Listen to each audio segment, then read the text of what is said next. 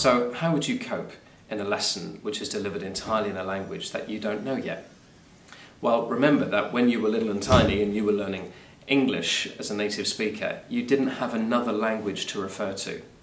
You learned English through English and through what was going on around you and the experiences you were in and by communicating with people. And what I'm trying to do is to replicate that as closely as possible, and it's not the same thing, but as closely as possible within the limits of a classroom so that you can learn French or Spanish in the same way. Well, the first thing you need to do is to listen. The second thing you need to do is to watch.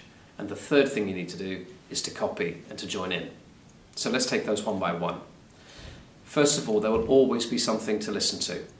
Now I want you to take the whole sentence as a whole and not get too hung up on the individual words. Because in a sentence of about 12 words, you may only understand 6 or 7 or 8 words. But that's not a problem, because real life is like that. And even now, sometimes the odd word will slip past me when I'm listening to someone speaking French or Spanish. But you can use the words that you do understand in order to try and work out the words you don't understand. And as you make progress, you'll get better at that. And learning languages is all about one big guessing game.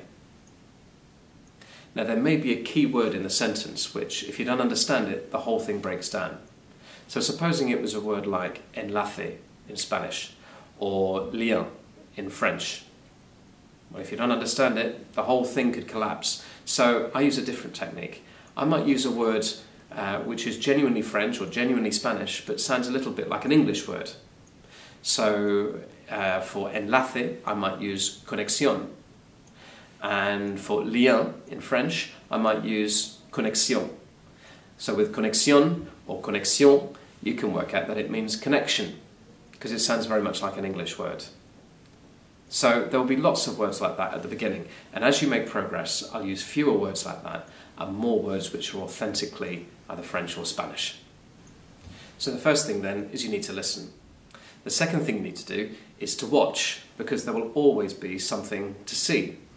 Now it may be an expression on my face, it may be something I'm doing with my hands as some sort of action, or it could be something I'm holding up. It could be a prop, it could be a picture, or it might be something you see on the screen behind me.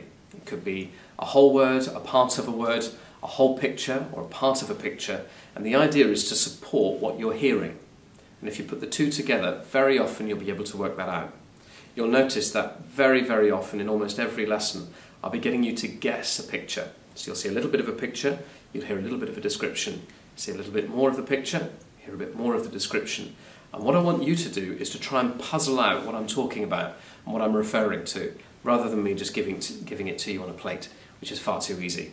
I want to make you think, because when you're speaking in French or Spanish to someone who doesn't speak English, well, you'll need to think and think and think things through, and to be able to find the words that you've learned before and make some guesses.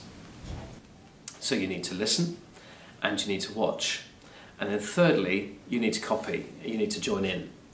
And by that I mean that very often you'll notice that we do some actions, and that may be very strange for you. You may not have done that before, but I want you to do it for reasons I'll tell you about in a moment. But it's very important that you do. It's very good for your memory. And for some people it's a very important memory tool that they use. So when we're doing actions, everybody in the class needs to take part, and you'll be amazed at how quickly you learn just because you've associated an action with a word. Now if after all of those things, after you've listened and you've watched and you've joined in, if even then you still don't understand what's going on, don't worry about it. Just let it go straight over your head, and the next thing that you hear, you'll probably get it. Okay? So, finally, one last thing. You'll notice that as we go along, all over the walls behind me, you'll notice little cards go up. I call them bubble cards or cloud cards because they're cut into that shape, and they have all sorts of expressions that we're going to use to keep the communication going in the foreign language. Now, I've tried to anticipate what sorts of things you're likely to want to say, and I've got my visuals ready, and at the right moment they'll go slap straight onto the wall, and then we'll join in together with saying those things, usually accompanied by an action. There's a symbol there also to help you to remember it. Now if you join in with those things and you try and use those phrases as well and those expressions, you'll find that more and more and more you will be able to join in French or Spanish, depending on the language we're studying, without needing to ask me how you say it in that language. You'll remember it.